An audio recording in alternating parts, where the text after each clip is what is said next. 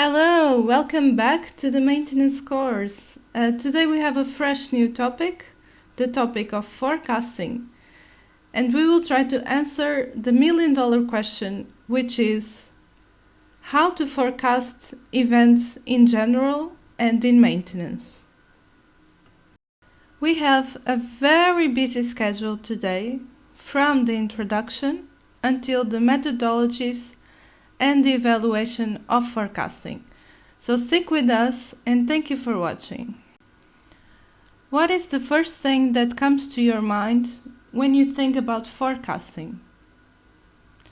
The first thing that comes to the mind of most people when we say forecasting is the weather forecast, and we associate the weather to forecasts. But to be true, forecasting can be applied to many different fields, such as, for instance, engineering, economics, and even social sciences.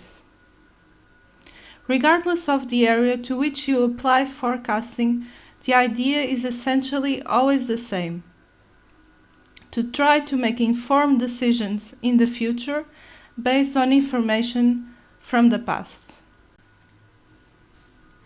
Now that we are talking about the future, something might come to your mind, and that is stochastic modeling.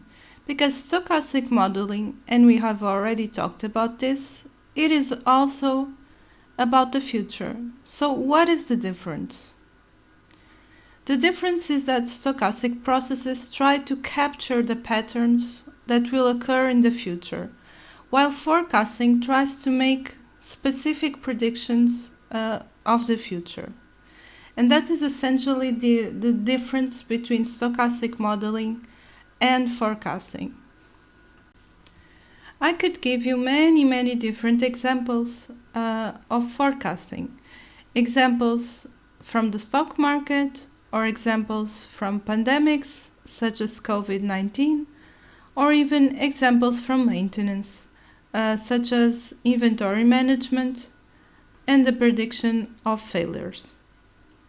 With these examples, I'm trying to show and highlight the importance that forecasting has in our daily lives. A word of advice before we continue the lecture.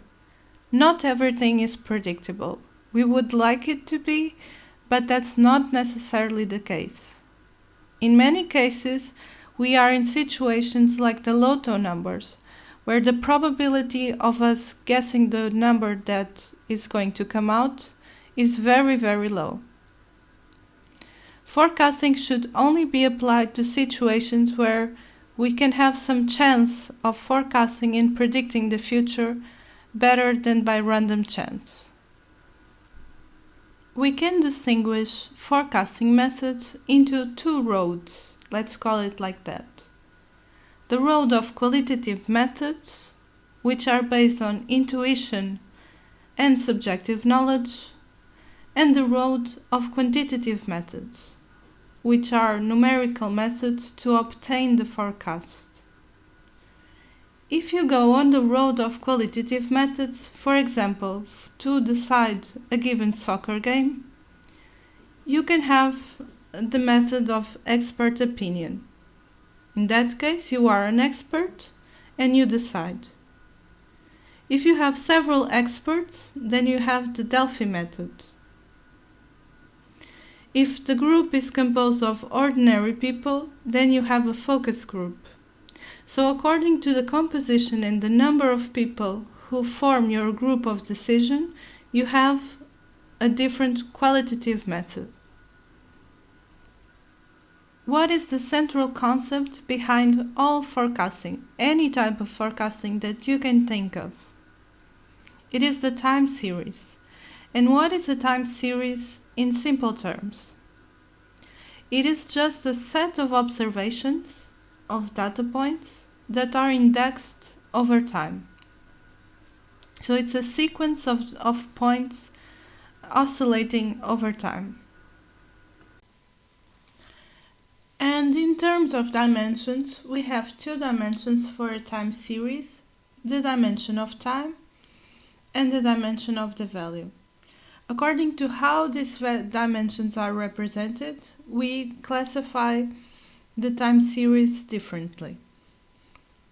For example, regarding the domain, if the time series continuously tracked, such as temperature over time, it is continuous domain time series. But if you record, for instance, the temperature only every each month, then we have a discrete domain time series.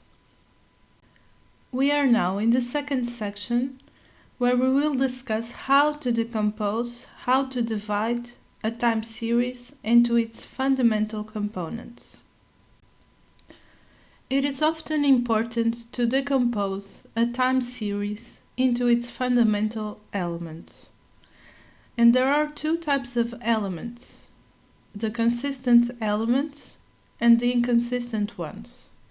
So the consistent elements are parts of the time series that exhibit some kind of pattern, and these can be described and modeled more or less effectively. The inconsistent elements are, for example, the noise, which have only randomness and uncertainty about them. And this type of models of elements cannot be directly modeled. The elements that we are typically interested in are, for example, the baseline, the trend, the seasonality element, and the noise. The baseline is essentially a flat signal, while the trend indicates how much the series is increasing or decreasing. Seasonality denotes the periodic fluctuations or cycles. And the noise is everything that is unpredictable in the series. Now that we know the essential elements of a time series, we can talk about decomposition into more detail, into formal terms. So a time series decomposition is when we can decompose the signal into, for example, the trend, the seasonal component, and the reminder component according to a function f. When we perform a decomposition, we usually use some kind of smoothing. One such technique is the centered moving average smoother. How do we do a smoothing with the moving average? The idea is to find a point that you want to smooth. You create a window of points to the left and to the right, and then you average all these points, including the point of interest. And that will give you a smoothed version of your original point. So now let's see an example of a possible decomposition function, that is the additive decomposition function. And essentially what we do is we add up all the elements in the additive decomposition. In this example, we have data about the number of passengers from 1949 to 1960 for a given airline. And you can see an upward trend as well as some periodic fluctuations, some seasonality. And we are going to try to capture this in separate elements. The first thing that we will do is to compute the trend. How do we compute the trend? We use the smoothed moving average. We apply it to the original data series, and we obtain this blue line that shows an upward trend. After we obtain the trend, we can subtract the trend from the series, and this will give us the additive detrended series, where we can still see some seasonality. And we are going to try to capture that seasonality that happens more or less every year.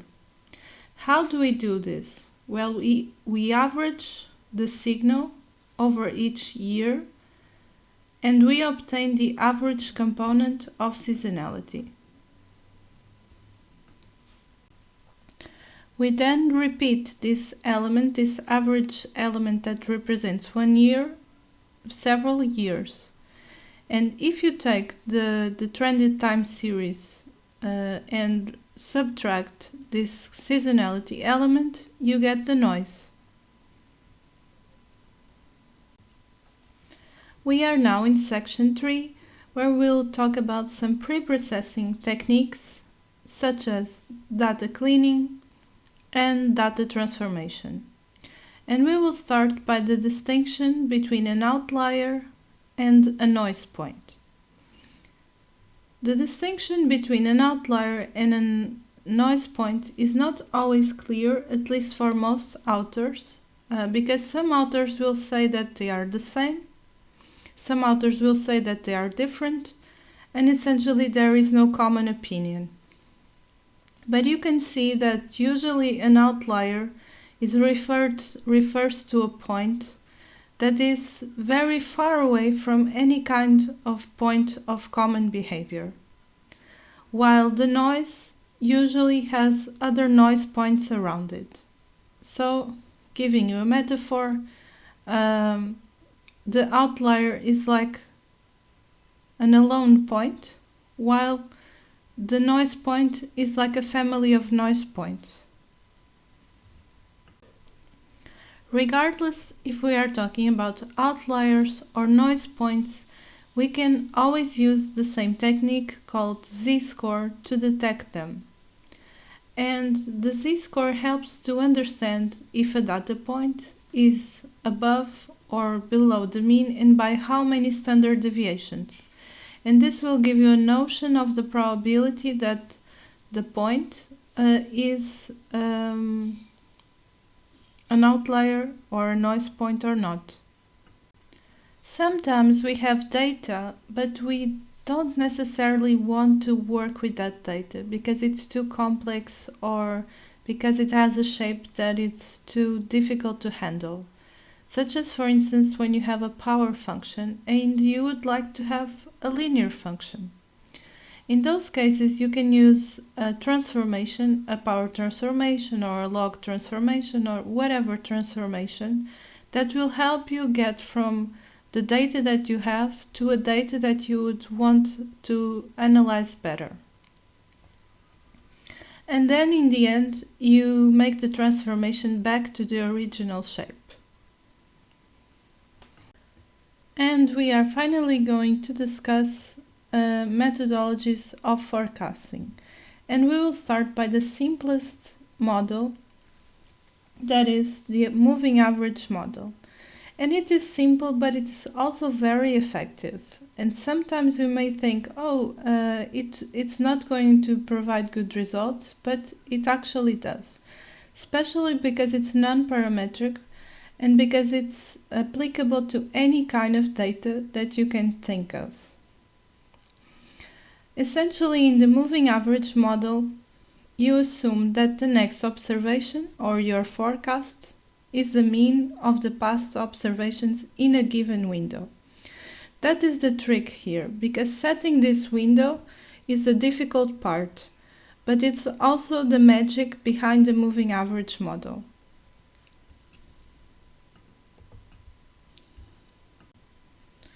So how do you think the system will react more? If you have a smaller window or a larger window? The system will react more to recent observations as much as the window is small. So if you want to have a larger memory, you need to consider points in the past, so you need a larger window size. The problem, or we can call it the limitation of the moving average, is that all observations in the past have the same weight. And what if I wanted to give a different weight to the observations?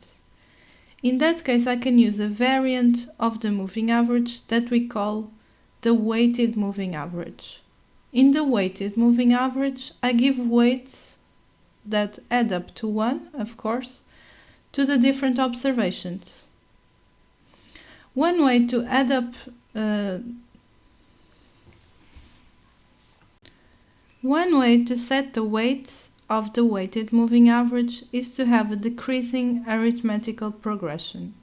And depending on the size of the window, you will have different weights, but they will be always decreasing. So the largest weight will be assigned to the most recent observation, and from there onwards, backwards in this case. The third forecasting method that I would like to discuss is the single exponential smoothing. And SES, or single exponential smoothing, is a method that assumes that you care about the current observation and the previous forecast. So it is implied that your forecasts are actually good over time, so you should use them. And that is fundamentally the idea of the single exponential smoothing. If you check how the weights decay over time, you will see an exponential decay progression. That is why we call it the single exponential smoothing. We have now the final method that we are going to discuss today, and it's the first method of Holt that he called Holt exponential smoothing.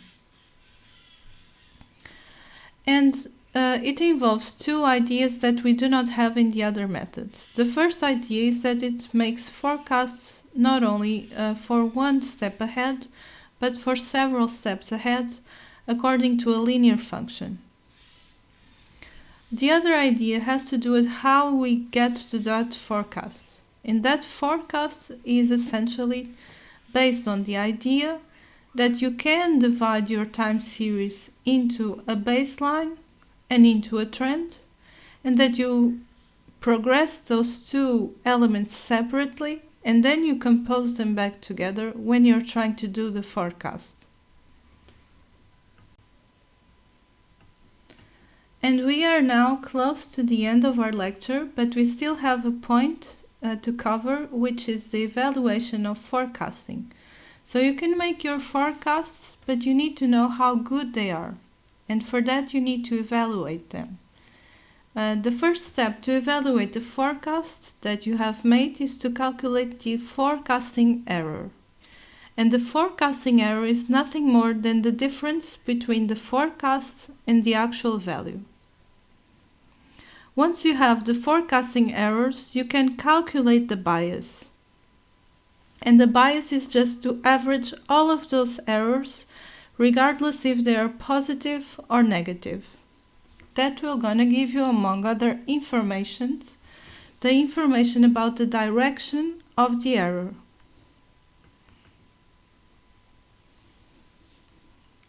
Importantly, the bias does not give you the magnitude of the error, essentially because there will be cancellations between positives and negatives errors. To address this problem or limitation, we created the concept of mean absolute error. And what is the mean absolute error? It is essentially to take the absolute value of the error and then only then to average it. And the advantage of this calculation is that you get the magnitude of the overall error. You don't get the direction because you took the absolute value, but you get the magnitude. The major limitation of the mean absolute error is that it's scale dependent, so it depends on the scale of the original values. To address this, we introduced the concept of mean absolute percentage error. The mean absolute percentage error calculates the average error, a little bit differently, because it essentially divides the error, the absolute value of the error, by the absolute value of the actual value.